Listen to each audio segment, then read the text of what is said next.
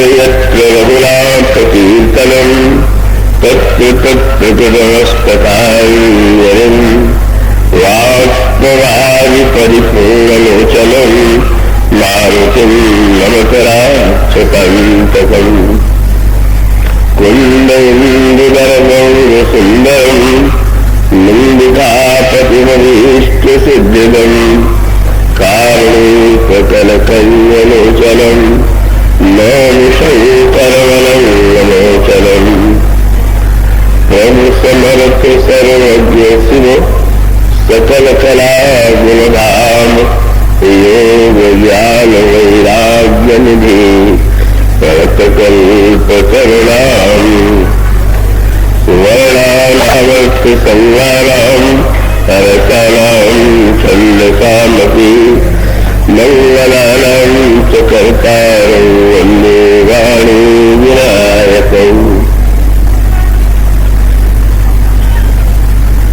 श्री गुरुचरण सरोज निजमन मुकुर सुधार मरणं रघुबर विमल यशो जोदायक फलचार श्यावर रामचंद्र की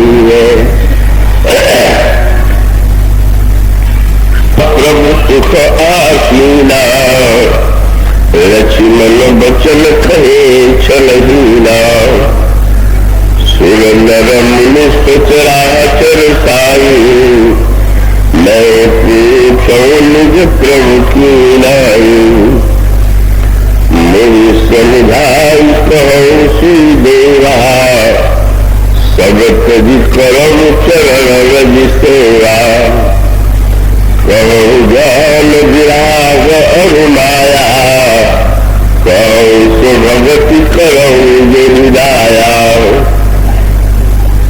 ईश्वर जीवन वेद प्रभु सकल करऊं समुदाय जाते हो ये चरण रति शोक मोह भर जाय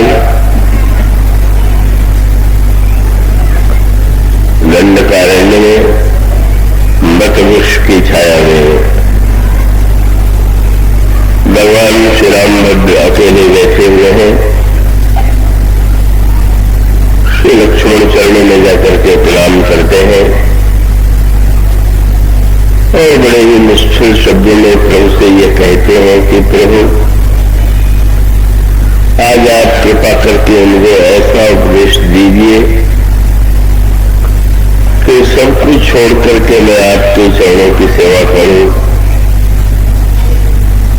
ज्ञान वैराग्य माया इनका क्या स्वरूप है?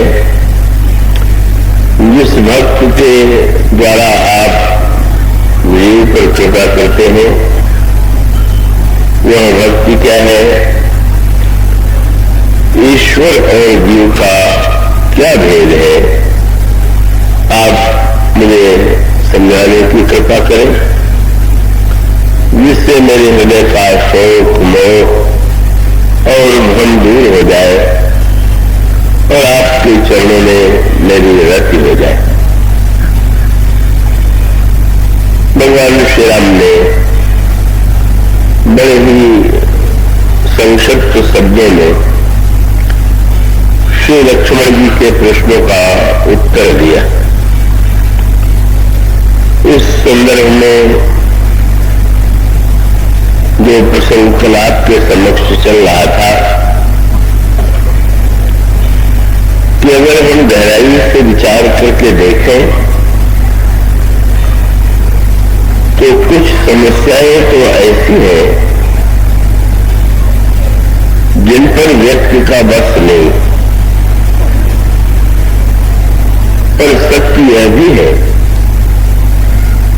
कि अनगिनत समस्याएं ऐसी हैं जो व्यक्ति के द्वारा ही बनाई हुई। अगर कोई दूसरे को बंधन में बांध दे तो वह व्यक्ति तो निरुपाय हो ही जाएगा, पर अगर स्वयं अपने आप को ही कोई बंधन में बांध ले और वो बार बार यह चीखने और चिल्लाने लगे कि मैं तो बंधन में बंधा हुआ हूं, मैं क्या करूं। तो उसकी यह चीख पुकार तो सही नहीं है। तो वस्तुतः जिन समस्याओं को हमने स्वयं बनाया है और हमारे अधिकांश दुखों का जो कारण है यह क्या है। बहुत ही गंभीर प्रसंग यह है। मैं चेष्टा यही करूंगा कि वो अधिक से अधिक सरल हो सके, पर कृपया आप पूरी एकाग्रता से सुनेंगे।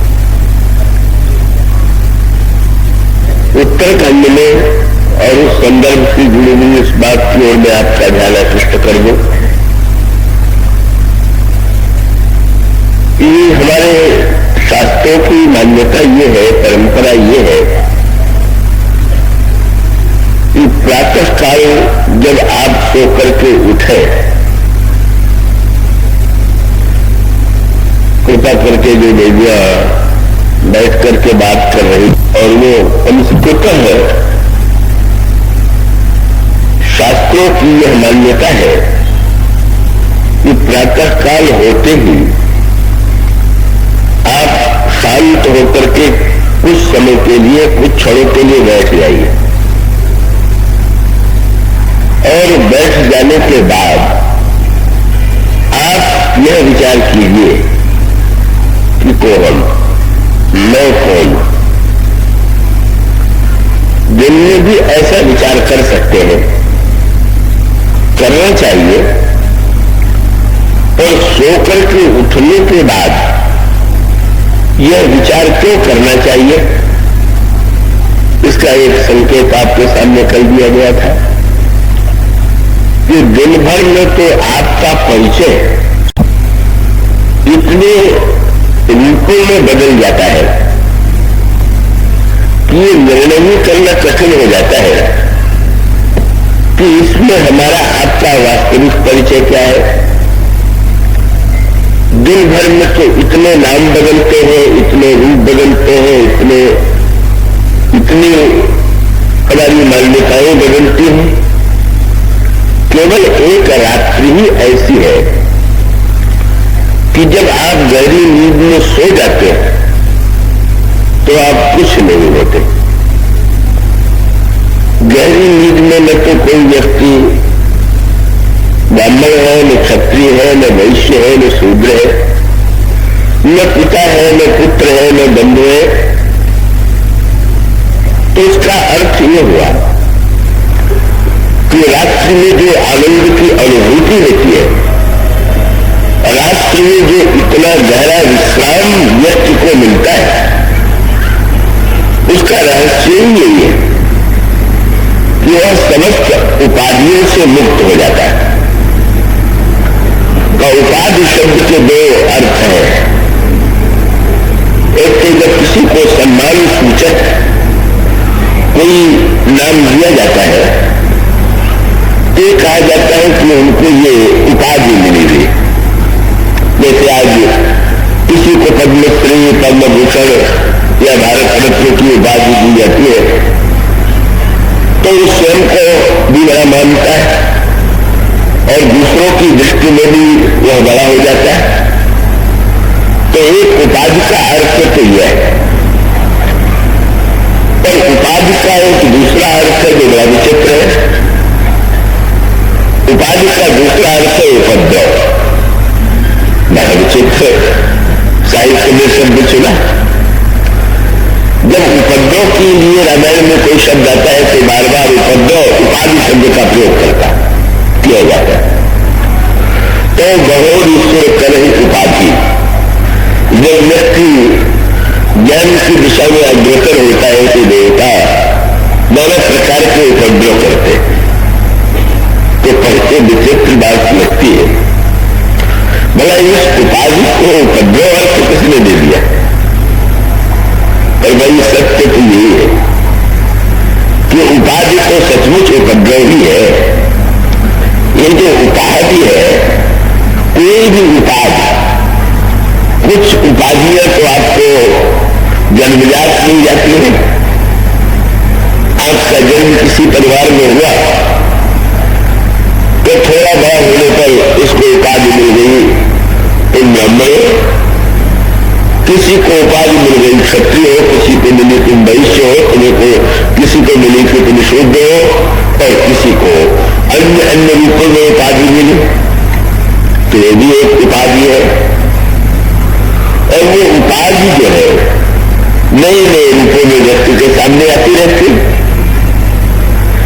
और सचमुच कभी कभी उपाधि उपद्रव की जड़ भी तो बन जाती। उपाधि के लिए व्यक्ति क्या नहीं करता, उपाधि के लिए व्यक्ति कितना व्यग्र रहता है। कल ही एक विद्वान मेरे पास आए थे, बड़े उत्कृष्ट किसी विषय के विद्वान है, तो विषय नहीं बताना चाहूंगा। तो उससे उन्होंने कहा कि आप कुछ शब्द मेरे विषय में लिख दीजिए, तो मैंने लिखे, पढ़ करके तो प्रसन्न हुए, पर उन्होंने कहा कि इसमें एक थोड़ी कमी रह गई है। क्या? मैं चाहता हूं कि भारत सरकार मुझे पद्मश्री या पद्म भूषण की उपाधि दे, तो इसके लिए भी कुछ शब्द लिख दीजिए। थोड़ी हंसी भी आई, पर यही तो इनकी बात तो सामने से तो याद आ गई, पर यही तो व्यक्ति की दशा है। और इस उपाधि के लिए व्यक्ति कितना व्यग्र है। उपाधि मिल जाने से इनकी विद्वत्ता में कोई अंतर नहीं आ जाएगा, उपाधि मिल जाने से उनकी और किसी आकृति में अंतर नहीं आ जाएगा। तो इस उपाधि के लिए व्यक्ति कितना व्यग्र हो सकता है, इसलिए झलक मिली। और याद रखिए, जब भी हम कुछ बन जाएंगे, बस कुछ बन जाने के पीछे दोष होते हैं। आप कह सकते कि हम जितना व्यवहार करेंगे कुछ न कुछ अपने को मान करके ही तो करेंगे, बिल्कुल ठीक है। अगर हम अपने को पिता नहीं डालेंगे तो पिता के कर्तव्य का कैसे पालन करेंगे, पति नहीं मानेंगे तो पति के कर्तव्य का कैसे पालन करेंगे, पुत्र नहीं मानेंगे तो पुत्र के कर्तव्य का कैसे पालन करेंगे। इसीलिए जब हम कर्म करने चलेंगे, कर्म करेंगे, तो कुछ न कुछ अपने को मान करके भी तो कर्म करेंगे ना। अपने कर्तव्य का निर्णय भी जब करेंगे तो कुछ न कुछ अपने को मान करके करेंगे। ये बात बिल्कुल सही है। किंतु वो जो दृष्टांत आपके सामने दिया गया कि जब भगवान अवतार लेते हैं तो भगवान जी किसी न किसी देश में अवतार लेते हैं, किसी न किसी जाति में अवतार लेते हैं, किसी न किसी रूप में अवतार लेते हैं, किसी न किसी के परिवार में अवतार लेते हैं। किंतु और वे जिस रूप में वे अवतार लेते हैं, आपको ये दिखाई देगा कि उसका पूरी तरह से निर्वाह कर रहे हैं। किंतु जो दृष्टांत कल आपके सामने दिया गया था, और वही दृष्टांत रामायण में दिया गया कि अभिनेता जिस समय रंगमंच पर अभिनय करता है, तो उस समय भी तो जिस उस अभिनेता को जो नाम दिया गया है या अभिनेता को जो काम दिया गया है, वो तो पूरी तरह से उसका निर्वाह करता है। किंतु अंतर क्या है? अंतर यह है कि वो अभिनय का निर्वाह करते हुए भी यह जानता है कि वस्तुतः मैं ये नहीं जो लोगों को दिखाई दिया है, मैं तो इनसे सर्वथा भिन्न। और ये बहुत बड़ा सूत्र है। अभिनेता जिस समय अपने आप को यही मानने की भूल कर बैठेगा, जैसा लोग जो नाम लेकर के पुकार रहे, अब कोई रामलीला में होती है तो रावण भी बनता है, और कई लोगों को तो एक अभ्यास होता है, ये रावण का अभिनय में व्यक्ति बड़े सशक्त रंग से कहता है, तो कभी कभी तो लोग व्यवहार में जब वो मिलता भी तो कहते कहिए रावण जी कैसे हैं, तो रावण मानने की अपने को भूल कर बैठे और वो बताने कि अच्छा हम रावण है तो तुम्हें बताते हैं कि हम कैसे रावण है। और वही जो मंच पर वो व्यवहार करता है वही व्यवहार सड़क चलते आप से करने लगे तो आपको कैसा लगेगा? और वो स्वयं कितने बड़े संकट में पड़ जाएगा। तो भगवान की लक्षणता ये है कि वो तो ईश्वर होते हुए भी जब व्यक्ति के रूप में अवतार लेंगे तो व्यवहार में तो उनकी भी संज्ञा जीव ही होगी। तो जीव की संज्ञा होने पर भी उनका आनंद क्या? तो जो दोहा कहा गया था, यथा अनेकन बेशधन नृत्य करई नट को सोई सोई भाव देखा वही पर आप रहे न सो। बढ़िया से बढ़िया आग्रह करते हुए भी वो ऐसा नहीं हो जाता। तो दो अंतर हो गया। एक तो मंच से जब उतरेगा तो सारा अभिनय जो है उसी मंच पर छोड़ के चला आएगा, उसका बोझ जो है लाद करके घर नहीं लौटेगा। और साथ साथ मंच पर जिनके सामने उसने विरोध प्रदर्शन किया, जिनसे प्रेम प्रकट किया, न उसके हृदय में राग होगा और न कोई द्वेष होगा। बस ये सूत्र अगर व्यक्ति समझ ले, वो भगवान अपनी लीला में किया करते। भगवान श्री राम ने भी कल परशुराम जी और भगवान श्री राम के संदर्भ की चर्चा चल रही थी। भगवान श्री राम का भी अवतार तो एक जाति नहीं हुआ। कहीं कह सकते हैं कि श्री राम, कहने के लिए कहेंगे तो कहेंगे कि श्री राम क्षत्रिय। श्री राम सचमुच क्षत्रिय है क्या? अगर इस बात को लेकर के कोई व्यक्ति गर्व करने लगे, क्षत्रिय जात में जन्म लेने वाला, कि श्री राम भी क्षत्रिय और वह भी क्षत्रिय, तो कोई बड़ी बुद्धिमत्ता का पात्र नहीं है। श्री राम क्षत्रिय जाति में भले ही जन्म ले, लेकिन होगा क्या? प्रातः काल आप जो ही उठे और उठने के बाद आपने मान लिया मैं क्षत्रिय हूं, तो चलिए फिर ब्राह्मण और क्षत्रिय लड़ेंगे, वैश्य शूद्र सब लड़ेंगे, क्योंकि ये मान लिया कि नहीं है। नहीं है तो इसका अर्थ ये है कि दूसरे मुझसे भिन्न है, वे दूसरों की को कष्ट पहुंचाना, दूसरों को परास्त करना, यही हमारी सबसे बड़ी सफलता। और परिणाम क्या होता? एक उपाधि स्वीकार कर लिया और फिर दिन भर उसी देश में उसी राज में झगड़ते रहिए। वो तो बहुत मीठा संवाद आया जब हनुमान जी और प्रभु का मिलन हुआ। प्रभु को देख करके सुग्रीव के मन में ये भ्रम हुआ कि तो वाली से भेजे हुए मेरे मारने के लिए कोई देव योद्धार है। लेकिन बहुत बुद्धिमत्ता की सुग्रीव ने, रामायण में एक बड़ा मीठा सूत्र दिया गया है और समझने योग्य। इस सूत्र की थोड़ी चर्चा एक में मैंने की थी और ये बड़े काम का सूत्र है। जब जनकपुर से धनुष टूटने का समाचार लेकर के दूत गए,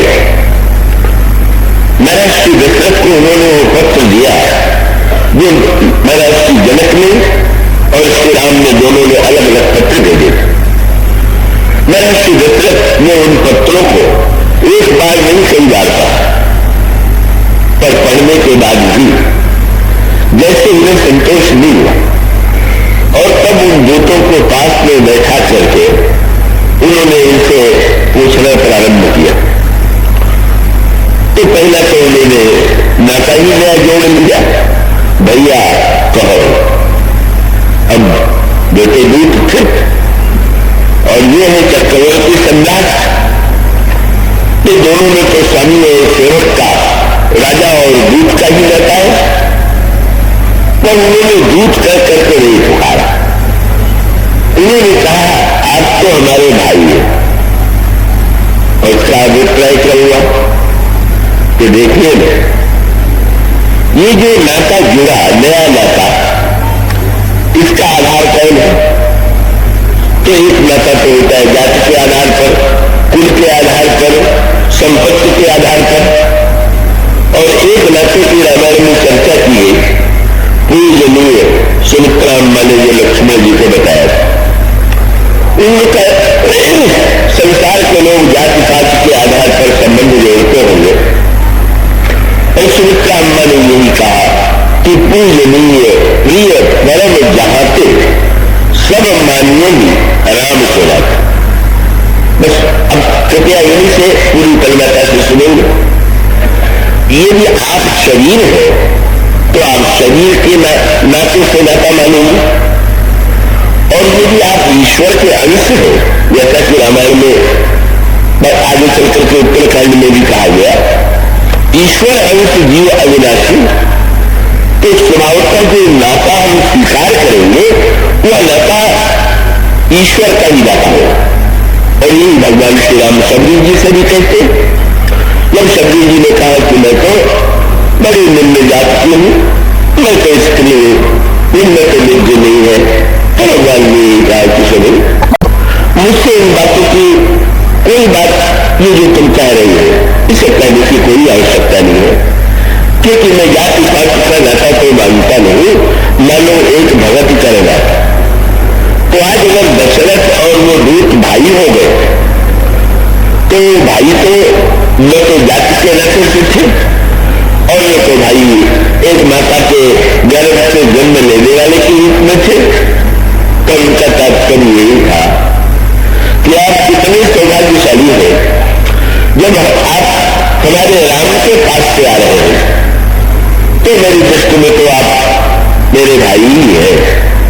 मैं इसका अभिप्राय ये कि छोटे और बड़े का भेद मिट गया, दूसरे को ही एक व्यक्ति दूसरे को श्रेष्ठ मान करके इससे ईर्ष्या करे, और दूसरा व्यक्ति जो है अपने को श्रेष्ठ मान करके अभिमान करे, यही बड़े और छोटे की बात होती। पर या तो नाता ही अलग जुड़ गया। तो इसके बाद फिर अगला प्रश्न, भैया कहो कुशल दो बारे, क्या मेरे दोनों नन्हे पुत्र कुशल पूर्वक हैं? और उसके पश्चात बेटे ने फिर प्रश्न किया, क्या आप लोगों ने आप पत्र ही लेकर के चले आए कि उन्हें आपने देखा? और देखा है तो क्या अपनी आंख से देखा है? और अपनी आंख से भी देखा है तो क्या अच्छी प्रकार से देखा है? ये इस पंक्ति में लिखा हुआ है, भैया कौन कुशल दो बारे, तुम नीचे निज नैन निहारे। अच्छा देखा है तो क्या देखा भी भर ही है कि उनसे परिचय भी हुआ, और परिचय अगर हुआ है तो उसकी तो एक ही परीक्षा। क्या बहुत सुंदर बात तुमने कही, पंचानो तुम कहो स्वभाव। अगर आप लोग उन्हें पहचानते हैं तो आप ये बता दीजिए कि उनका स्वभाव कैसा है। साधारण दृष्टि से तो प्रश्न बड़े विचित्र से थे, पर भक्ति साधना की दृष्टि से यही साधना का क्रम है। और साधना का क्रम क्या है? ईश्वर को देखना, फिर अपनी आंखों से देखना, भली प्रकार से देखना, और फिर पहचानना, और पहचानने का फल है उनके स्वभाव को जान लेना। अगर ईश्वर के संदर्भ में विचार करके देखें तो ठीक यही क्रम है। पहले देखिए, फिर अपनी आंखों से देखिए, भली प्रकार देखिए, पहचानिए, और जब आपका परिचय उनसे हो जाएगा, नाता जुड़ जाएगा, तो अभी तक तो आपने ईश्वर के विषय में कोई सुना ही सुना है, तब उनके स्वभाव का सच्चा ज्ञान हो जाएगा। और यही प्रश्न उन्होंने किए, और यहां पर भी संक्षेप में उसी क्रम का संकेत है। पहले सुग्रीव ने देखा तो अपनी आंख से, लेकिन अपनी आंख से देखने के पहले अपनी आंख को भी देख लीजिएगा, एक बड़ी समस्या है ना। देखिए आप कहीं किसी किसी शराब से अगर सोना बेचने जाए तो सोने की तौल करने से पहले अगर आप बुद्धिमान होंगे तो तराजू की तौल पहले कर लेंगे। और इसका अर्थ ही आप देख लेंगे, आपने कह दिया कि मेरा सोना तौल दीजिए और कहीं वैसे निकले कि जिनका तराजू ही पहले से ऐसा बना हुआ है कि आपकी वस्तु हल्की से बोल जाए और आपके सामने उन्होंने रख दिया। एक पलड़े पर उन्होंने सोना रख दिया, दूसरे पर उन्होंने तौलने की वस्तु रख दिया और आपसे कह दिया कि आपके सामने आप देख लीजिए। पर बुद्धिमान तो जानता है कि तराजू ठीक होगी तो तौल ठीक हो। तो इसी प्रकार से अपनी आंख से देखना तो चाहिए, पर देखने के पहले आंखों को भी तो देख लेना चाहिए। और इसका अर्थ ये है कि ईश्वर को देखने के लिए क्या दृष्टि सबके पास होती है क्या? अब वो होने की बात तो अभी तो महाभारत चल रहा था, मुझे पत्र में पढ़ा तो मुझे लगा कि सचमुच मानवीय स्वभाव के विचित्र परिचय मिलते हैं। जिस व्यक्ति ने दुर्योधन का अभिनय किया था, मैं तो भले मैं उसका नाम भी भूल गया, पत्रकार उससे मिले और उससे पूछा कि आपको अपने अभिनय से संतोष है? दूसरा प्रश्न किया पत्रकार ने, आपको महाभारत में सर्वश्रेष्ठ पात्र कौन लगता है? तो उसने कहा दुर्योधन। यहां तक तो बात गनीमत कह दीजिए। और पत्रकार ने इतने पर भी पीछा नहीं छोड़ा, पूछ दिया आपकी दृष्टि में महाभारत का सबसे बुरा पात्र कौन है? और उसने कहा कृष्ण से बढ़कर बुरा पात्र है ही नहीं। तो इसका अर्थ यह है कि मुझे लगा कि वो महाभारत में नाटक में ही दुर्योधन नहीं बना, जीवन में भी दुर्योधन ही बन गया। तो दुर्योधन को तो सचमुच कृष्ण ही सबसे बुरे लगते थे। तो इसका अर्थ यह है कि दुर्योधन की आंख से कृष्ण को देखेंगे, नाटक में देखने पर ही जब दशा होगी तो सचमुच दुर्योधन ने जब जीवन काल में देखा होगा तो उसके पास जो दृष्टि होगी वो तो दृष्टि देश से भरी हुई। उसका अर्थ ये है कि अगर आपकी आंखों में कोई रोग है तो भी आपको वस्तु सही नहीं दिखाई देगी, धुंधली दिखाई देगी। और आंखों पर अगर कोई रंगीन चश्मा चढ़ा हुआ है तो भी आपको वस्तु रंगीन दिखाई देगी। तो ऐसी स्थिति में जिसकी आंखों में द्वेष भरा हुआ है, जब वो द्वेष की दृष्टि से ईश्वर को देखता है जैसे दुर्योधन ने देखा, तो स्वभावतः उसे तो भगवान में वह भगवत्ता नहीं दिखाई पड़ी, उसने द्वेष की दृष्टि से ही कृष्ण को देखा। तो अगर हम ईश्वर को देखने के लिए द्वेष की दृष्टि संसार में भी आप किसी को द्वेष की दृष्टि से देखेंगे तो व्यक्ति बंदा ये भूल जाता है कि पहले वो तो अपने नेत्रों को सही द्वेष से मुक्त करे, रंगीन चश्मा उतार दे। तो जब व्यक्ति द्वेष से मुक्त होता है, राग के रंग से मुक्त होता है, राग के रंग का भी नाम है, जब आपका और हमारा किसी से राग होता है तब उसको भी हम सही नहीं देख पाते। जब हमारा आपका किसी से द्वेष होता है तो भी हम उसे सही नहीं देख पाते। और कठिनाई तो यही है कि या तो आंखें तो दो ही, शंकर जी की तरह 3 आंखें होती तो काम चल जाता। उनकी तो 2 ही आंख नहीं, 2 आंख और तीसरी आंख बीचों बीच में है। तो हम लोग की एक आंख तो दाएं है और एक बाएं है। दाया आंख मानो ये राग की वृत्ति है और बाया माने द्वेष की वृत्ति है। वो ठीक बीच में तो हम रह ही नहीं पाते, राग और द्वेष से मुक्त तो हो ही नहीं पाते।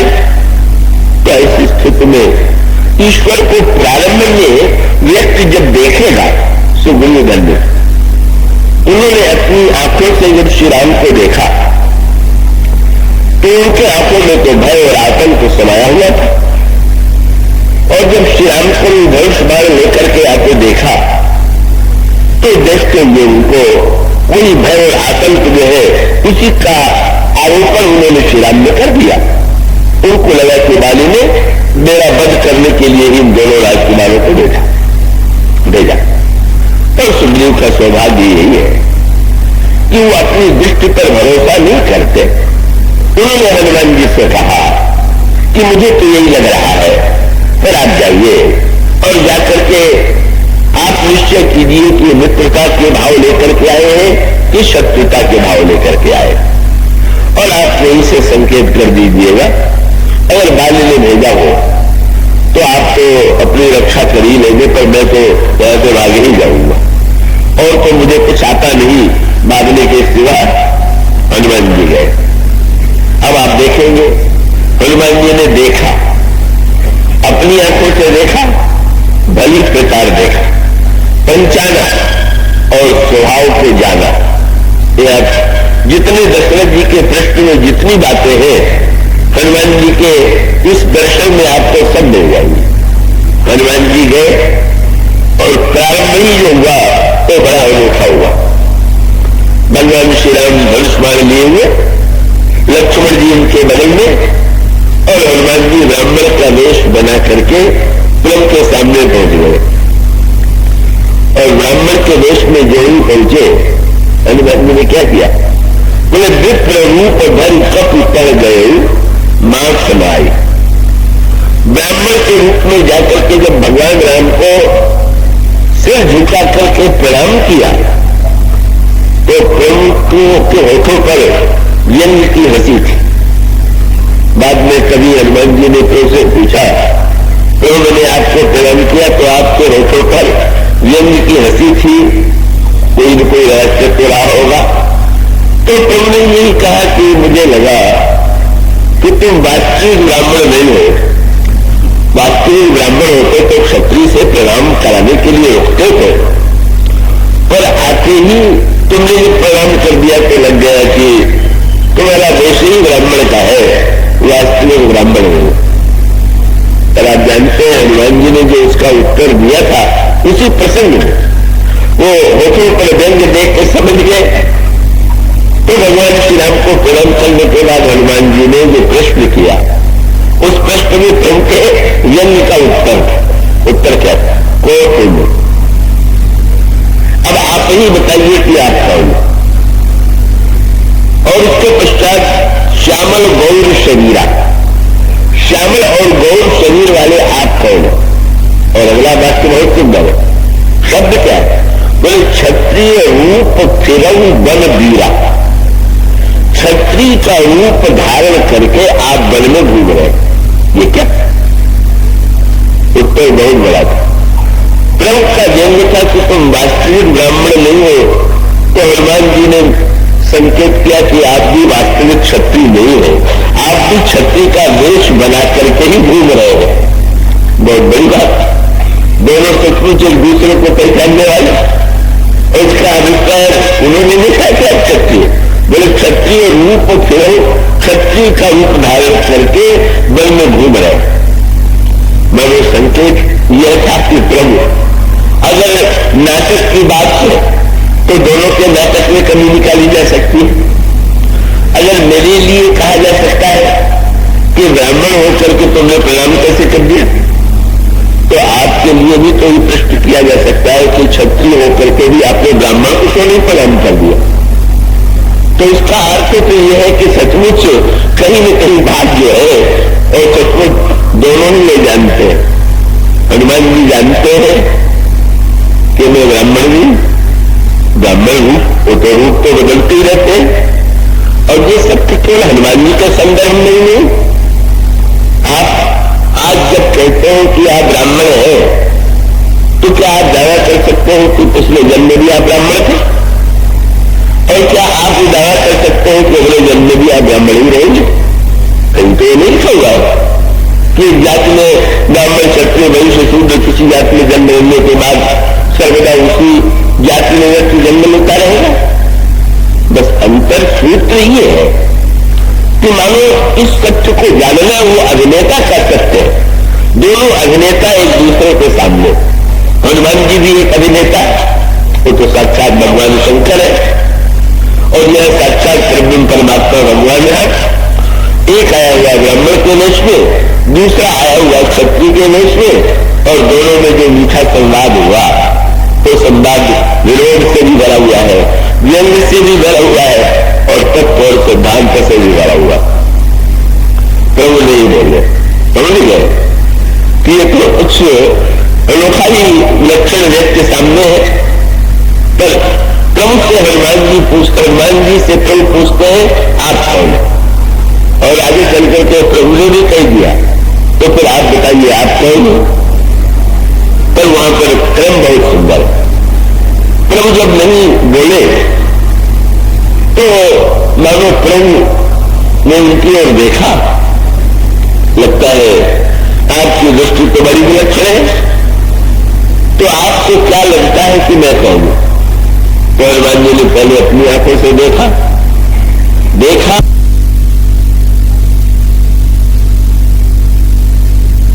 सत्य तक पहुंच गए।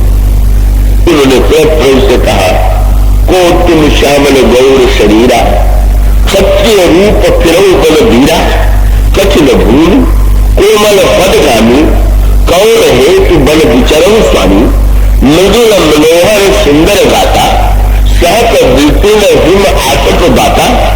और उन्होंने कहा मुझे तो लगता है कि तुम तीन देव मन कोई। मैं ये समझता हूं कि वस्तुतः ब्रह्मा विष्णु शिव इनमें विष्णु का रंग तो श्याम है, ब्रह्मा का रंग लालिमा लिए हुए है और शंकर का रंग गौर है। तो आप भी श्याम और गौर वर्ण के हैं, तो इन तीनों में से कोई दो होंगे।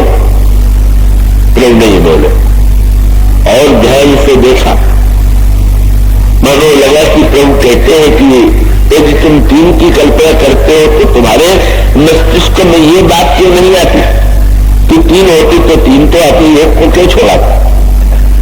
हनुमान जी ने कहा प्रभु मुझे ये लगता है कि आप तीन में दो नहीं।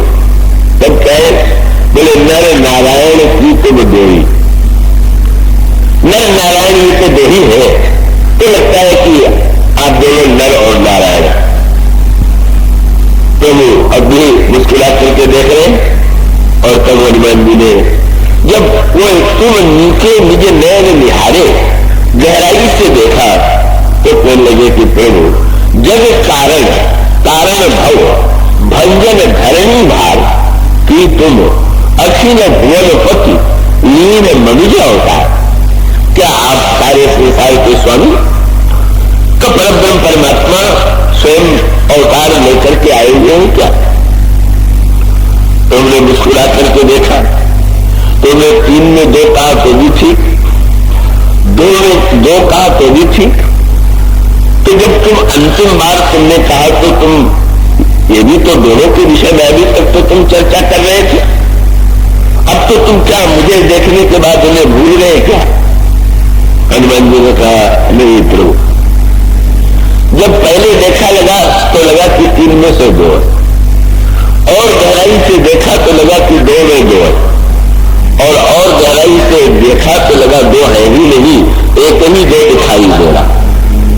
बस ये जो सूत्र है, आप अंतरंग में जितना फैलते जाइएगा उतना ही आपको जब तक बहुत दिखाई दे रहा है तो सरकार वालों को बहुत दिखाई दे रहा है। और वो व्यंग्यात्मक दृश्य हो तो आपने सुना ही होगा तो वो एक व्यक्ति को जो ऐसा रोग हो गया कि उसको एक व्यक्ति जो थे वो दो दिखाई देते थे। तो डॉक्टर के पास गया और जब उसने कहा कि मुझे एक व्यक्ति दो दिखाई देते, तो डॉक्टर ने पूछ दिया कि क्या आप तीनों को यही रोग है क्या। तो रोगी को समझ में आ गया कि उनको एक ही व्यक्ति तीन तीन दिखाई देता है। सब में इतनी विविधता है, पर विविधता को जरा कम कीजिए, और कम जब आप कर देंगे तो आप सिमट करके आवेंगे तो तीन में आवेंगे, और सिमट जाएंगे तो दो में आवेंगे, और अंतरंग में प्रवेश करेंगे तो एको हम बहुत श्याम। कल वाली जो बात कही गई थी, ब्रह्म तो अकेला एक ही था, उसे छोड़ करके और कुछ था ही नहीं, पर ये जो विविध रूपों में दिखाई देने लगा, इसलिए उस ब्रह्म ने ये संकल्प किया कि मैं एक से अनेक बन जाऊं, और वो एक से अनेक बना हुआ है और उसमें भी क्रम है। और क्रम में पहले संसार में विविधता दिखाई पड़ी और फिर दिखाई पड़ा कि नहीं तीन है, का माया जीव और ब्रह्म। फिर दिखाई पड़ा जीव और ब्रह्म और अंत में दिखाई पड़ा केवल ब्रह्म। तो जब केवल एक ही दिखाई देने लगे, सारा सब कुछ तो दृश्य ही बदल जाएगा। जितना अधिक दिखाई देगा, जितने रूपों में दिखाई देगा, और उस दिखाई देने को ही जो सत्य व्यक्ति मान लेगा, वो व्यक्ति तो अपने आप को स्वयं उपद्रव से ग्रस्त बना लेगा, संघर्ष की झगड़े की जड़ बना लेगा। पर हनुमान जी ने सचमुच एक को देखा और देखने का फल कितना सुंदर हुआ। आगे चल करके वो स्वामी जी ने लिखा, जब एक करके देख लिया तो कल समझ गए कि ये तो दिव्य दृष्टि वही दृष्टि है जो शिव की दृष्टि है। और इसीलिए रामायण में लिखा हुआ है, हनुमान जी तो कभी ब्राह्मण के, हनुमान जी की कौन सी जात थी, किस जाति में आप हनुमान जी को स्वीकार करेंगे? कभी तो आपको ब्राह्मण के रूप में कथा सुनाते हुए दिखाई दे जाएंगे, कभी क्षत्रिय के रूप में लड़ते हुए दिखाई दे जाएंगे, कभी वैश्य के रूप में कुछ ब्याज का ही सौदा करते दिखाई दे जाएंगे, कभी शूद्र के रूप में सेवा करते दिखाई दे जाएंगे। हनुमान जी ने तो जानबूझ करके जाति में जन्म भी नहीं लिया। बोले प्रभु उसमें जन्म ले लेंगे तो समस्याएं बहुत आवेंगी, इसलिए समस्त रूपों को हनुमान जी ने अपने जीवन में स्वीकार किया। और जिसको स्वीकार किया उसका पूरा जो श्रेष्ठ से श्रेष्ठ पक्ष है उसे ले लिया, रस ले लिया और गुठली को छोड़ दिया। ब्राह्मणत्व ले लिया पर ब्राह्मणत्व का ज्ञान लिया, ब्राह्मणत्व का अभिमान नहीं लिया। बस ये सूत्र ध्यान में रखेंगे। दुर्भाग्य हमारा ये है कि जब हम बनते भी कुछ है तो बनने में जो बुराई है उसे ले लेते और बनने में जो अच्छाई है उसी को नहीं लेते। ब्राह्मण बन गए तो ब्राह्मणत्व का गुण आ जाए, आदर्श आ जाए तो लाभ हुआ, और गुण एक भी न आवे और अभिमान सौगुना आ जाए तो मानो दुर्भाग्य की पराकाष्ठा है। तो श्री हनुमान जी कितने लक्षण है, ब्राह्मणत्व का जितने लक्षण ब्राह्मण के हैं सब हनुमान जी में, पर अभिमान का लेश नहीं। और इसीलिए हनुमान जी ने प्रभु से यही उत्तर किया जब प्रभु ने पूछा कि ब्राह्मण के रूप में आपने प्रणाम क्यों किया, तो हनुमान जी ने कहा प्रभु क्या ब्राह्मण का यही लक्षण है कि जो किसी को प्रणाम न करे वही ब्राह्मण है? पहले यही मानते हैं कि हम अगर सिर झुका देंगे तो हम छोटे न लिए जाएंगे। तो जिस बेचारे का बड़प्पन सिर झुकते ही चला जाता है, सोचिए कितना छोटा बड़प्पन होगा, और वो बेचारा उस बड़प्पन को ऐसा ढो रहा है, और ढो क्या रहा है, अभिमान को ढो रहा है। हनुमान जी ने कहा प्रभु ब्राह्मण का तो शास्त्रों में क्या लक्षण लिखा हुआ है, और तो प्रभु ने यही कहा कि यही तो लिखा हुआ है, ब्रह्म जाना तो ब्राह्मण, वो ब्रह्म को जानता है वो ब्राह्मण। तो हनुमान जी ने यही कहा कि प्रभु जब आपको मैंने प्रणाम किया तो क्षत्रिय समझ के किया कि ब्रह्म समझ के किया, और ब्रह्म समझ के किया तो ब्राह्मण का सच्चा लक्षण तो जीवन में दिखाई देता है। तो हनुमान जी ब्राह्मण भी बन जाते पर ब्राह्मणत्व का अभिमान नहीं आने देते। हनुमान जी क्षत्रिय भी बन जाते। तुलसीदास जी से पूछा गया संसार में सर्वश्रेष्ठ राजपूत कौन है, तो तुलसीदास जी ने तो कंकाल ब्राह्मण ने कहा पौन को पूत रजपूत और रूरो, सबसे बड़ा राजपूत जो है वो तो पौन का पुत्र है। जब युद्ध करते हैं तो युद्ध का भी दृश्य ऐसा कि वो और योद्धा युद्ध करते हैं तो सारे योद्धा लड़ते दिखाई देते हैं, और हनुमान जी को युद्ध करते देख करके प्रभु स्वयं तो लड़ना बंद कर ही देते हैं, और लक्ष्मण से भी कहते हैं क्या व्यर्थ परिश्रम कर रहे हो, वह इस युद्ध का दृश्य देखो, न हाथ में गदा है, न धनुष है, न बाण है, न तलवार है, कुछ नहीं। और तुलसीदास जी में कह रहे हैं योद्धा लड़ रहे हैं हनुमान जी, कैसे? हाथी सो हाथी मारे, घोड़ा घोड़ा सो संहारे। उधर से हाथियों का समूह रावण के सेना का आया तो एक हाथी को उठा करके उन हाथियों पर फेंका, हजारों हाथी एक दूसरे के आघात से गिरते गए और चारों ओर एक और घोड़ों के द्वारा घोड़ों को गिरा दिया, हाथियों के द्वारा हाथियों को, रथ के द्वारा रथियों को। कैसा विचित्र। हनुमान जी से किसी ने पूछा कि आपने शस्त्र का प्रयोग क्यों नहीं किया? ऐसे तो हम लोग मंदिर में गदा या तो मूर्ति में बना होता है या गदा रख देते हैं, क्योंकि लगता है बिना अस्त्र के कैसे कोई लड़ेगा। पर हनुमान जी ने कहा कि अस्त्र से लड़ने पर यह भ्रम हो जाता कि लड़ने वाले ने हराया। मैं तो ये बताना चाहता था कि रावण के सैनिकों को मैंने नहीं मारा, रावण के हाथियों ने हाथियों को मार दिया, घोड़ों ने घोड़ों को मार दिया, रथियों ने रथियों को मार दिया, मैं कौन होता हूं मारने वाला? कितनी बढ़िया लड़ाई।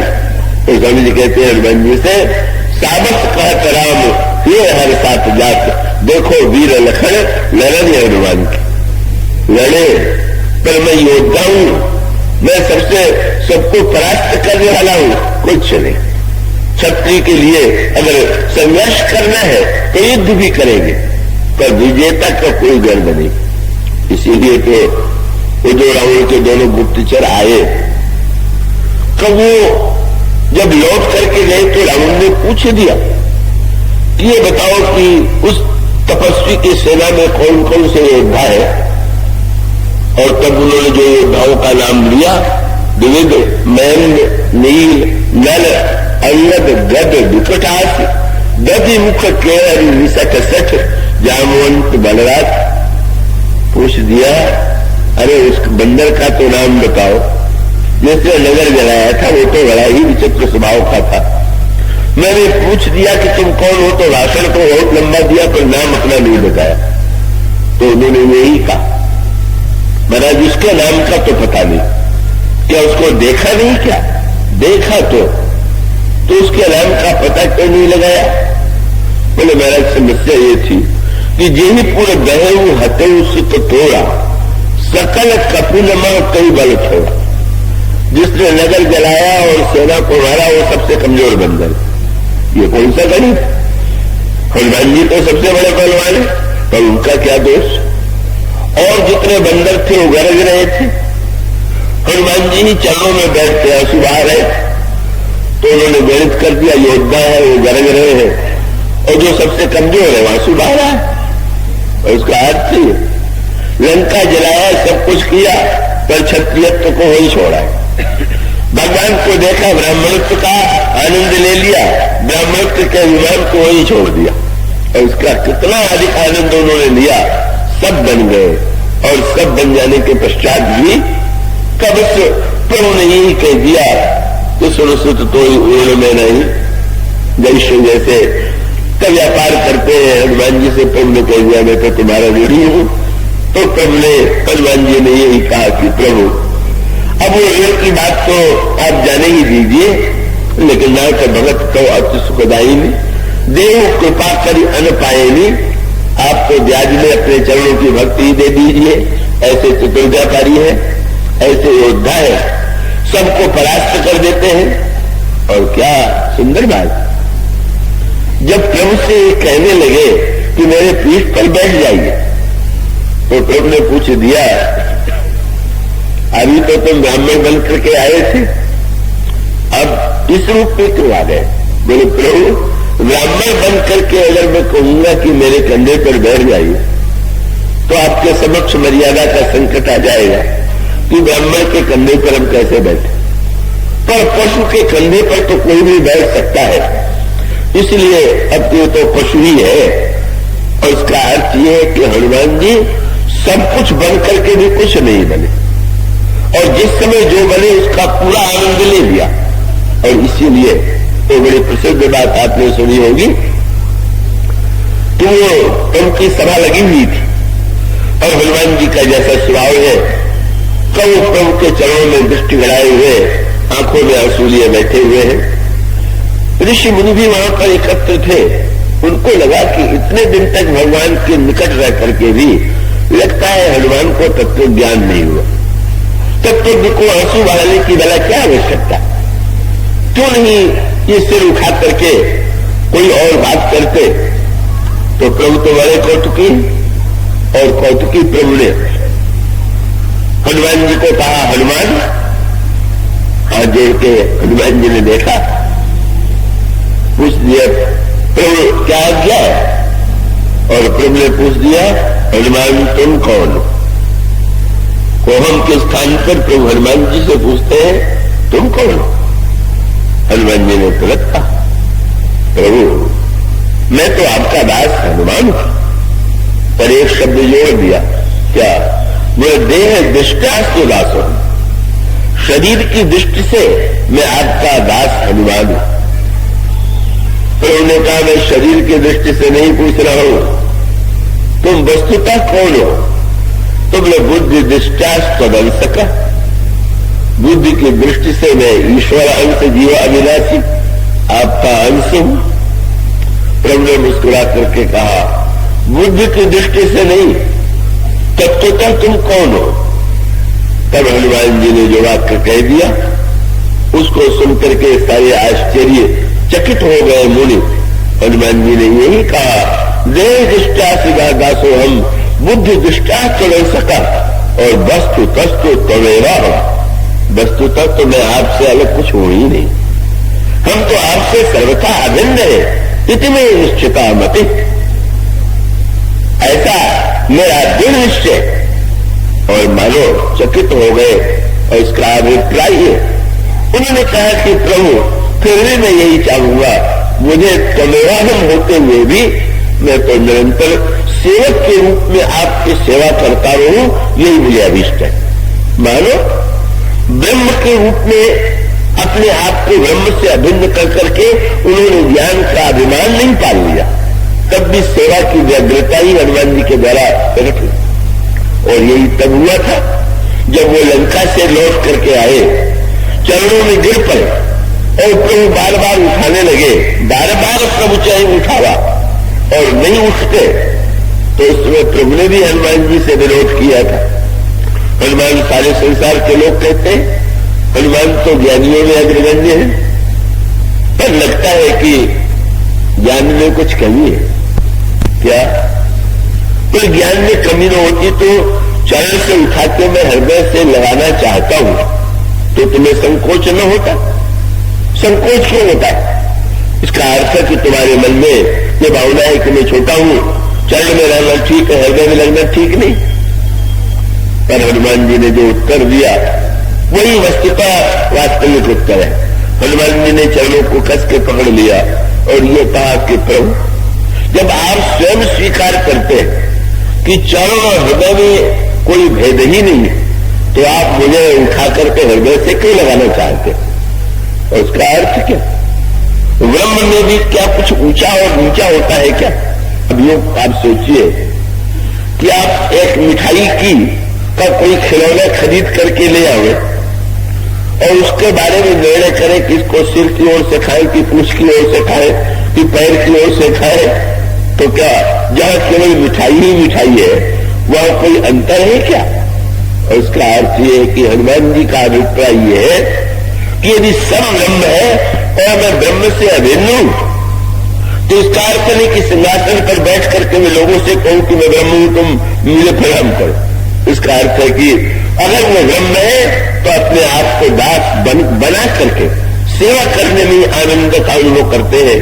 मानो वो एक सूत्र है और वही सूत्र परशुराम जी के संदर्भ में थोड़ा गड़बड़ा गया था। क्या? परशुराम जी ने अपने को क्षत्रिय मान लिया, उसको नाटक में कह लीजिए, लोक शिक्षा के लिए कह दीजिए, पर भगवान राम पूर्ण परब्रह्म परमात्मा है, परशुराम जी भी राम ही है, वो अंशावतार है, पर दोनों में अंतर कोई कही। और वो कल के प्रसंग में जो लोग रहे होंगे कल वो उसको सूत्र को जोड़ लेंगे कि जब भगवान श्री राम और परशुराम का मिलन हुआ तो परशुराम जी के चरणों में भगवान श्री राम ने प्रणाम किया। फिर वही सूत्र है, क्यों प्रणाम किया? अगर भगवान राम को ये लगता कि मैं तो बड़ा हूं, पूर्ण हूं, परशुराम तो मेरे अंश है, मैं इनको क्यों प्रणाम करूं? और इसका उत्तर यही है कि आप अपना सिर छूते हैं और आप अपना पैर छूते हैं, तो क्या कोई आपको ऐसा लगता है कि सिर छूने पर हाथ बड़ा हो गया और पैर छूने पर हाथ आपका छोटा हो गया? वो तो कोई अंतर ही नहीं है। कोई प्रणाम करे, प्रणाम ले न ले, इसलिए पूर्ण ब्रह्म में अभिमान तो तब होता है जब व्यक्ति को अपने से दूसरा छोटा प्रतीत हो। इसलिए उन्होंने कुछ नहीं अभिमान पाला। सब राजाओं ने प्रणाम किया तो भगवान राम ने भी प्रणाम किया और परशुराम ने भी। प्रारंभ में समस्या ही है। एक बात तो श्री राम को देखते ही बिल्कुल तन्मय हो गए, भाव में विभोर हो गए। पर वो जो बात कही जा रही थी, श्री राम की सुंदरता देखते देखते अचानक उनकी दृष्टि चली गई। अरे मैं तो आया था धनुष तोड़ने वाले को दंड देने के लिए। जब उन्होंने देखा तो देखे चाप खंड महिदारे। बस जब खंड को देखिएगा तो क्रोध होगा और खंड के पीछे अखंड को देख लीजिए। बस सूत्र तो यही, संसार में सब खंड ही खंड तो है। सारे ब्रह्मांड में पहले महाद्वीपों का खंड हुआ, का महाद्वीप में फिर देश का खंड हुआ, देश में फिर प्रांत का खंड हुआ, प्रांत में फिर जाति का खंड हुआ, जाति में फिर उपजाति का खंड हुआ और इस तरह से खंड ही खंड दिखाई दे रहा और सारे खंड आपस में लड़ रहे हैं। पर खंड के पीछे जो अखंड है, ज्ञान अखंड एक सीतावर, जैसे दानों की का एक माला जो है वो अलग अलग दिखाई देने पर भी उसके पीछे एक धागा है। इसी प्रकार से अलग अलग दिखाई देने के पीछे जो एक था, परशुराम जी ने जब तक उनको देखा शांत रहे। पर जो ही खंड पर दृष्टि गई तो फिर झगड़ा शुरू। किसने तोड़ा, क्यों तोड़ा, क्यों तोड़वाया गया? फिर श्री राम से तो दृष्टि हट गई और जनक जी से बातचीत शुरू हो गई। क्या बोले? कहूं जल जनक धनुष के तोड़ा। मूर्ख, सबसे पहले तो मैं तुझसे पूछूंगा, तोड़ने वाले की खबर तो मैं बाद में लूंगा, पर ये किसने तोड़ा और तूने क्यों तोड़वाया? यही तो सारा झगड़ा है। किसने किया, क्यों किया, कैसे किया?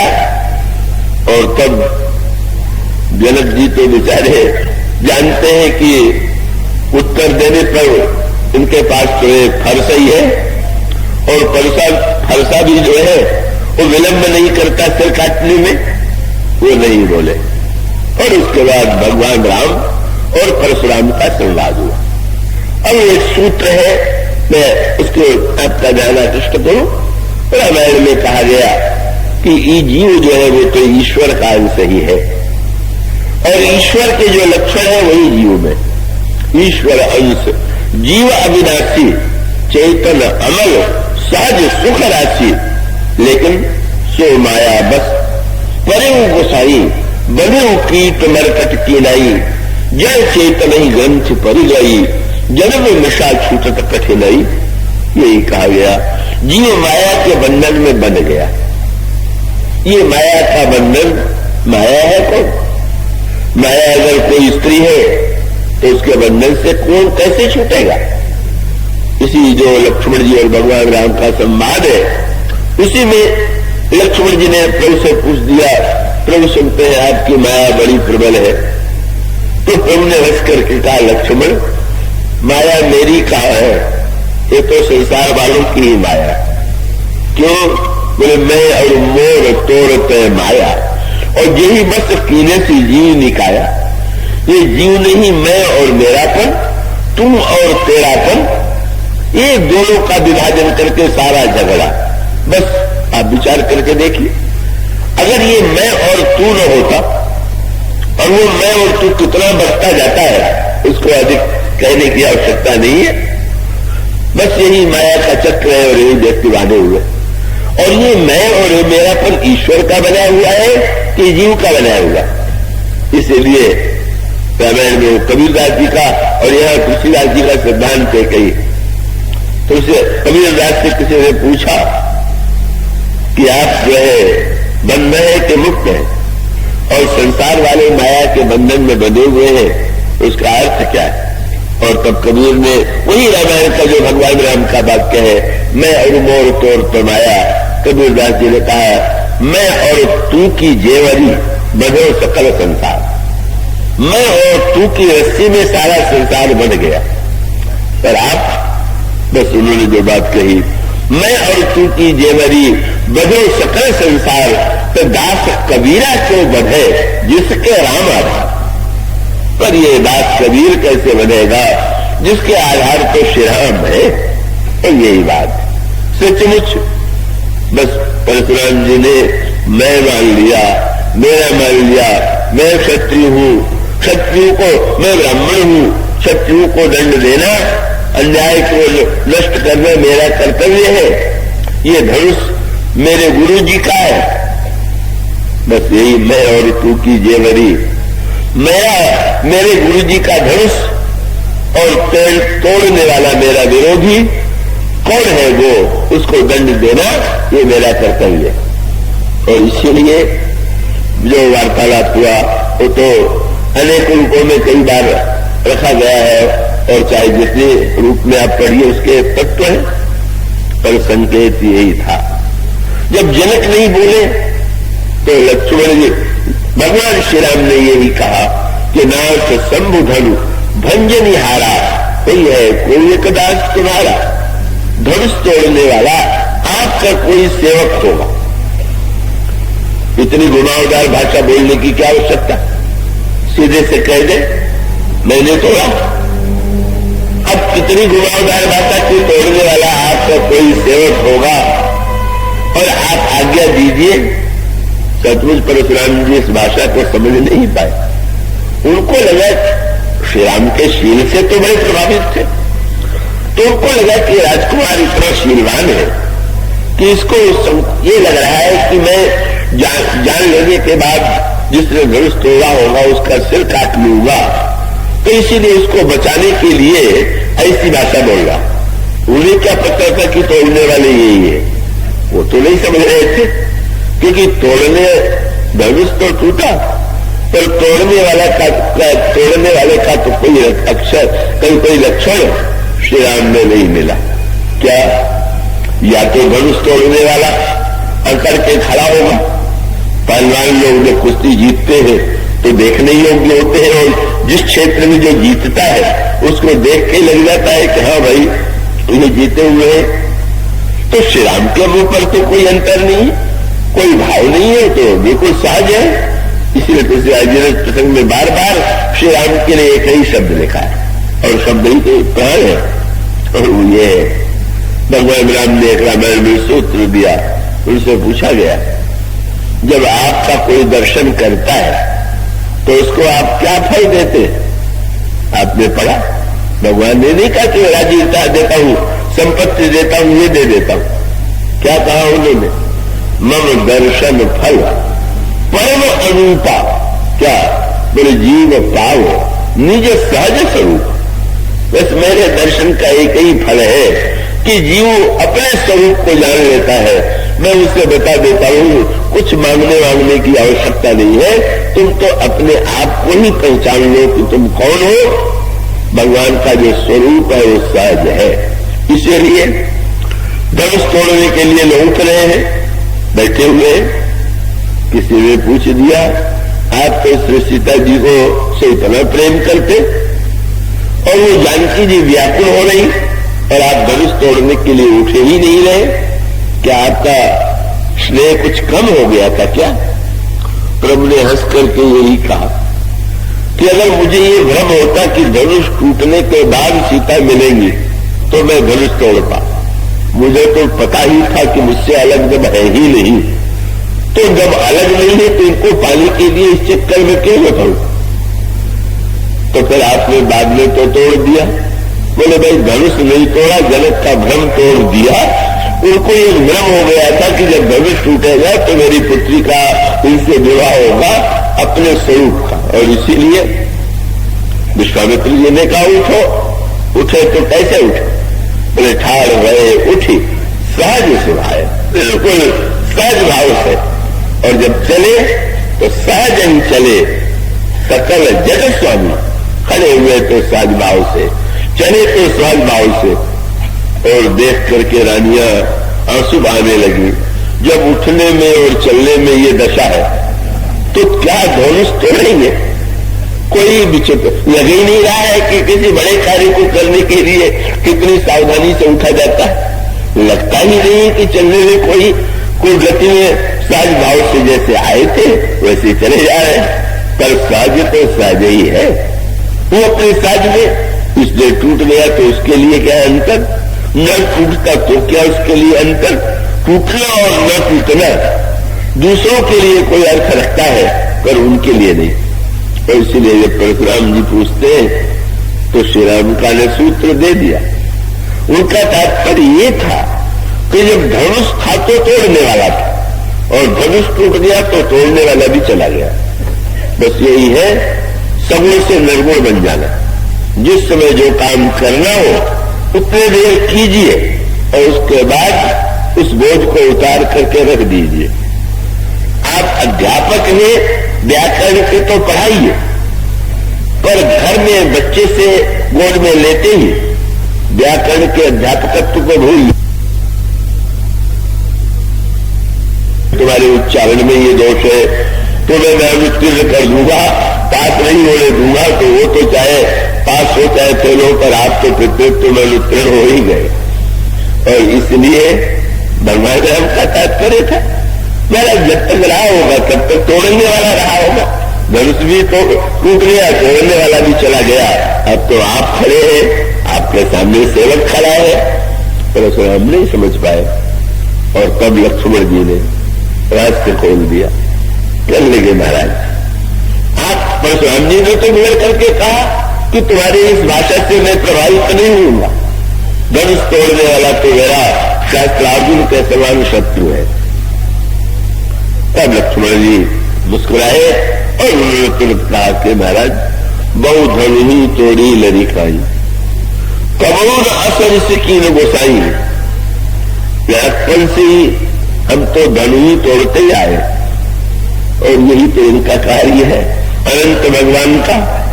ये तो तोड़ते ही का सचमुच जितना अहम है इसको विनष्ट करने वाले तो लक्ष्मण जी है, श्री राम है। काल जो है वो तो तोड़ता ही रहता है। और सूत्र दे दिया यही धनु पर ममता के हेतु। महाराज दुख धनुष टूटने का नहीं है, ममता का। धनुष तो लड़कपन में भी हम लोगों ने तोड़े, शायद आगे भी तोड़े, पर समस्या यही है कि इस धनुष से आपने ममता और व्यंग किया कि देखिए तो आपको गर्व है मैंने विवाह नहीं किया तो मेरी पत्नी में ममता नहीं है, मैंने संपत्ति नहीं संभाली तो संपत्ति में ममता नहीं है, परिवार नहीं है तो परिवार में ममता नहीं है। वाह महाराज, सबसे ममता हटा करके यही धनुष पर, इसी धनुष पर ममता जोड़ना था क्या? न धनुष आपका, न आपको गुरुजी ने दिया, न उन्होंने संभालने का भार दिया और आप अपने आप को इतना कष्ट दे रहे हैं। आगे चल करके लक्ष्मण जी ने कहा धनुष तो जोड़ने वाला नहीं, बैठी हो ही पैर गिराने। आपका पैर दर्द कर रहा होगा। उनको लगता था कि हंसी उड़ा रहा है, पर वो बात तो सही कह रहे थे। सारा दुख तो है मैं और तू की जेवरी बदल सकल संसार। परशुराम जी बार बार कहने लगे मुझे ब्राह्मण साधारण मत समझना, मैं जिस विश्व सुनाऊं तो ही बस मैं और मोर का जो ऐसा भाषण दिया यही सारे। अगर परशुराम जी के समान भगवान भी अपने को क्षत्रिय मान लें तो क्या होगा? तब तो युद्ध ही होता, युद्ध होते ही आया था। पर उन्होंने जब कहा कि बाल ब्रह्मचारी अति को ही विश्व विदित क्षत्रिय कुल दो ही, तो भगवान श्री राम का बड़े ही क्षत्रिय के रूप में पर ईश्वर की कौन सी जात है? कभी मछली बना, कभी कछुआ बना, कभी शूकर तक बन गया, कभी ब्राह्मण बन गया, कभी क्षत्रिय बन गया, कभी जड़ बन गया, कभी चेतन बन गया। और सचमुच है तो सब वही ही। ऐसी स्थिति में अंत में आप यही पाएंगे भगवान राम जो वाक्य बोल रहे थे उसके लिए तुलसीदास जी ने कहा कि वो सुनने में कोमल था पर उसमें बहुत बड़ा उपदेश भी था। इसीलिए तुलसीदास जी का शब्द है, सुन मृदु गूढ़ वचन रघुपति। भगवान का शब्द सुनने में मधुर है पर भीतर से बड़ा गूढ़ है। तो एक ही बात करें इस प्रसंग में उन्होंने ये कहा कि तुमने धनुष तोड़ दिया तो तुमको तो गुण है तो गुण का अभिमान होगा। मैंने तोड़ा, तुमने सचमुच इतने बड़े धनुष को तोड़ा है तो अभिमान होगा। भगवान राम ने कहा, महाराज मुझ में और आप में तो बहुत बड़ा अंतर है। ऊपर से तो स्तुति है और भीतर से उपदेश। क्या? तो महाराज मुझ में तो गुण है ही नहीं और आप में। भगवान श्री राम से परशुराम जी ने पूछा कि बिना गुण के कोई व्यवहार चलेगा क्या? तो भगवान राम ने कहा, गुण मुझ में तो नहीं, पर ये देखिए जो धनुष है, धनुष की डोरी की ओर भगवान राम ने संकेत किया, नाथ एक गुण धनुष हमारे। बस ये जो धनुष है इसी में गुण है, मुझ में बिल्कुल गुण नहीं। तो शब्द भी कितना सांकेतिक।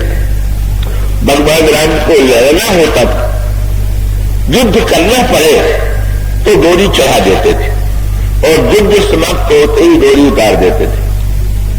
परशुराम जी के पास भी धनुष था पर उसका उपयोग नहीं करते थे। अगर उपयोग करते होते तो उनका नाम भी धनुष राम पड़ता। भगवान राम ने तो रावण को जो मारा उन्हीं के धनुष से मारा, लेकिन उसका उपयोग उन्होंने नहीं किया। वो तो फरसा का ही प्रयोग करते थे। तो उन्हें मीठा संकेत कर दिया कि शस्त्र तो हम दोनों ने स्वीकार किए, पर मेरा गुण तो चाहे जब चढ़ाया जाता है और चाहे जब उतार लिया जाता है, पर आपका फरसा तो चढ़ने ही जानता है, उतरना तो जानते ही नहीं। उसका अर्थ ये, मान लिया मैं परशुराम हूं, परशु मेरा शस्त्र है, इस परशु से मैंने ये किया, ये किया, ये किया। यही तो परशुराम जी कहते हैं, परशु विलोक मही कुमारा, देखो मेरे फरसे की ओर। श्री राम तो एक बार भी नहीं कहते मेरे धनुष की ओर देखो। और उसका अर्थ ये, अगला वाक्य उन्होंने कह दिया, 9 गुण परम पुनीत तुम्हारे। आप स्वयं कह रहे हैं कि आप ब्राह्मण है, तो शास्त्रों में लिखा हुआ है कि ब्राह्मण के 9 गुण होते, तो मुझमें गुण नहीं और आप में 9 गुण, मेरी आपकी क्या बराबरी? जरा दूसरे अर्थ पर विचार कीजिए। ये 9 गुण प्रशंसा है कि निंदा? ब्राह्मण के 9 गुण और परशुराम जी है भगवान के अंश, और भगवान के गुण कितने? बोले राम अनंत अनंत गुण। ईश्वर का गुण अनंत, अनंत गुण वाला 9 गुण की सीमा में आ गया तो बड़ा बना कि छोटा बना? कोई किसी करोड़पति से कहे कि आपके पास तो हजारों रुपए है, तो ये प्रशंसा हुई कि निंदा हुई? जो ईश्वर का अंश, ईश्वर का अवतार, वो बन गया ब्राह्मण और ब्राह्मण मानकर के 9 गुण वाला बन गया, और अनंत गुण वाला अपने आप को गुण से मुक्त रख करके वो तो अनंत गुण वाला ही रहा। पर अंत बहुत बढ़िया हुआ। धीरे धीरे अंत में गोस्वामी जी ने लिखा, परशुराम जी को जब पता चल गया, भगवान राम से भी लक्ष्मण जी ने पूछ दिया, अंतर क्या है? बोले अंतर कुछ नहीं है, माया ईश न आपको जानता इसे जीव। अज्ञान के कारण ही ये बेचारा जीव बन गया है। इसलिए जब वो सत्य परशुराम जी के समझ में आ गया तो आ जाने का परिणाम परशुराम जी ये जानना चाहते थे, और इसलिए उन्होंने धनुष को जब परीक्षा के लिए श्री राम की ओर दिया, मेरे धनुष को अपनी ओर खींच लीजिए, और भगवान राम ने हाथ नहीं बढ़ाया और धनुष स्वयं चला गया। तो कल वाला सूत्र याद कीजिए, भगवान से पूछा गया, आप निर्गुण है कि सगुण? उन्होंने कहा मैं तो निर्गुण हूं, गुण ही मेरे पास खींचे चले आते।